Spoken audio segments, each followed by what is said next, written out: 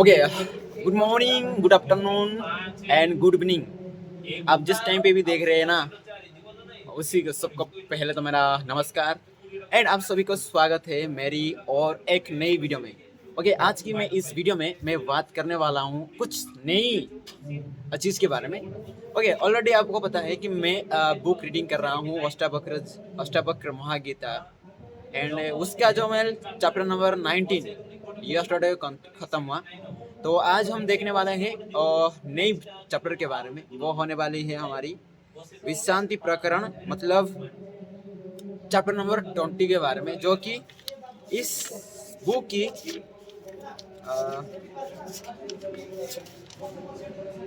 Last chapter होने वाले इस बुक की। तो इसका मैं शुरुआत आज करने वाला हूँ एंड उससे पहले हर वीडियो की तरह इस वीडियो में भी मैं बात करने वाला हूँ कुछ जो पहले दिन मैंने रीडिंग किया था, जो यस्टरडे को मैं रीडिंग किया था, उसके बारे में थोड़ी सी हम बातचीत करेंगे। उसके बाद मैं जाने वाला हूँ आज के टॉपिक के ऊपर। ओके, तो पहले आज जो मैं रीडिंग करने वाला हूँ और डिस्कस करने वाला हूँ उसके बारे में थोड़ी सी बता देता हूँ। यस्टरडे को मैं रीडिंग किया था श्लोका नंबर 8 एंड 7 के बारे में। तो 7 एंड 8 के बारे में, तो 7 क्या कहता है एंड 8 क्या कहता है, उसके बारे में थोड़ी सी हम डिस्कस करेंगे। उसके बाद हम जाएंगे आज की जो चैप्टर है, जो इंट्रोडक्शन पार्ट है, उसके ऊपर हम आने वाले हैं।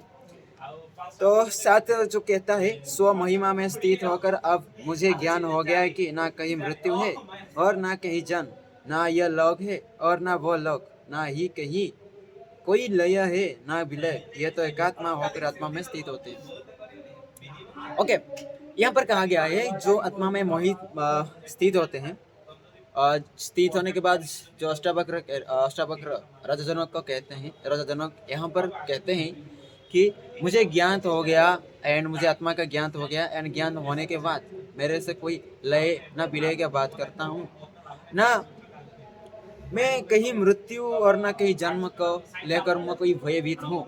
मैं इन सारी चीज़ों से परे होकर मैं आत्मा में स्थित हूँ।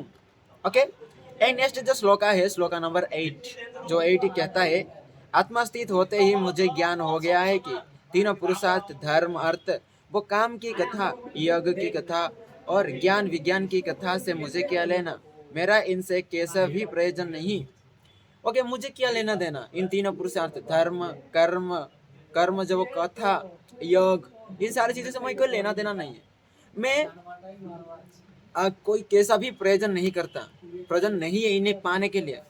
ओके, तो मैं इन सारी चीजों से अलग होकर मैं आत्मा में स्थित हूँ। ओके, ओके, आज का जो मेरा टॉपिक होने वाला है ये था श्लोका नंबर 8, जो कि मैंने यस्टरडे का रीडिंग किया था श्लोका नंबर 7 एंड 8 के बारे में। तो आज मैं रीडिंग करने वाला हूँ इंट्रोडक्शन के बारे में, जो कि होने वाली है चैप्टर नंबर 20 की। तो जो इंट्रोडक्शन क्या है, तो लेट्स लुक एट दिस, देखते हैं पहले, उसके बाद हम उसके बारे में कुछ चर्चा करेंगे और डिस्कस करेंगे। ओके, तो पहला ये है कि जो इसका टाइटल क्या है, टाइटल ये है कि जो पूर्ण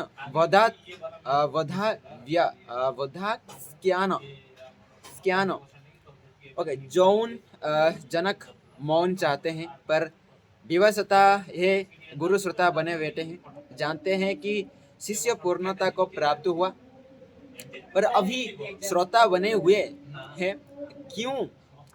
क्योंकि उन्होंने अपना ज्ञान निचोड़ कर परिष्कृत करके दिया था। समान तो तब होंगे जब जैसे लिया वैसे लौटा दो। जब तक गुरु ने ना कही बस हो गया सिद्ध, तब तक बात नहीं बनने वाली।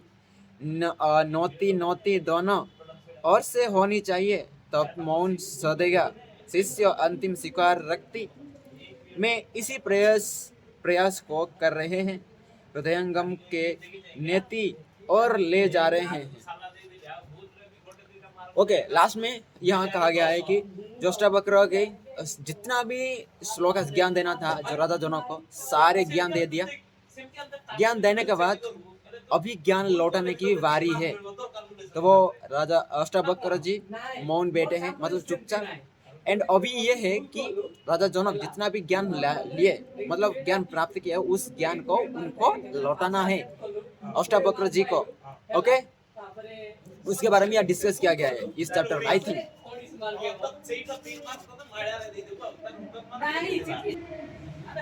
क्वापादस इसकी जो श्लोका के ऊपर आते हैं, जो कि हर चैप्टर की जो शुरुआत में एक श्लोका होती है, वो श्लोका की थोड़ी सी बात करेंगे।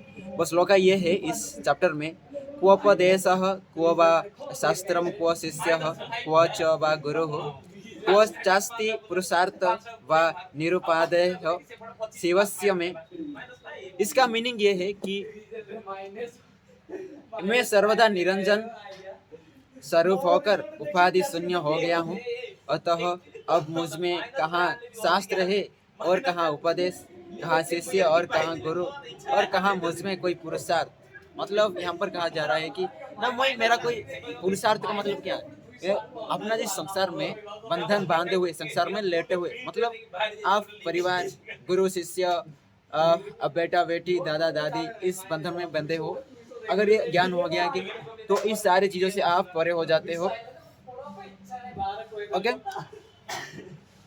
एंड इसकी जो मीनिंग बात किया जाए वो ये है कि जो शिष्य अभिभूत है वो रिक्त होकर ब्रह्मा से भर गया है, भर भी ऐसा गया कि अब और नहीं पुकार बेटा, वो तृप्त हो गया। गुरु ने जो लक्ष्य निर्धारित किया था उसे पूर्ण किया, अपना समस्त ज्ञानुभव उड़ेल दिया, ऐसा कुछ शेष न था जो शिष्य को ना दिया हो।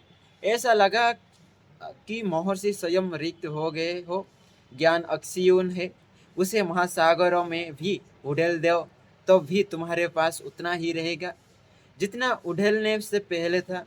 दीपक जल रहा है, उससे एक और जला दो, अनेक जला लो, वह फिर भी जलेगा। अखंड ज्योति उसी का नाम है, एक से दो और दो से फिर अनेक हुए, परंतु है सब एक ही है, बस समान जो हो गया। गुरु ने जो ज्ञान चर्चा की, अब उसी प्रकार शिष्य भी कर रहे हैं।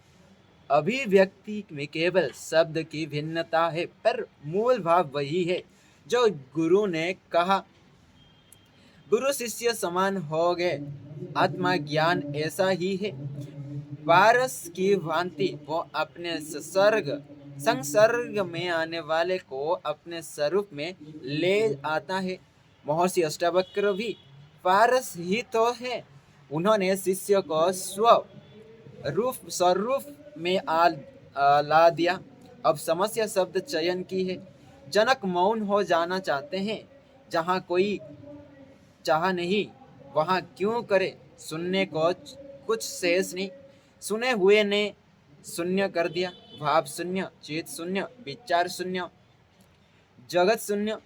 मौन में आत्मिक आनंद है, पर शिष्य को बोलने की विवशता है, क्योंकि गुरु श्रोत्रिय मुद्रा में विराजमान है, अतः संक्षिप्त हो का आश्रय लेते हैं।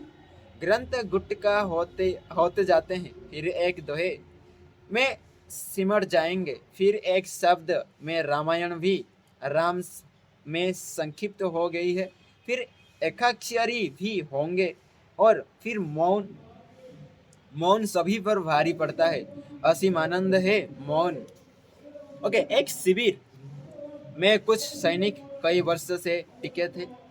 राजाज्ञा थी कि वह शिविर छोड़ना नहीं, शत्रु के आक्रमण का खतरा वहीं से प्रबल है, पर शत्रु संभवतः आलसी या युद्ध नीति से विरक्त होकर शांति समर्थक बन गया था।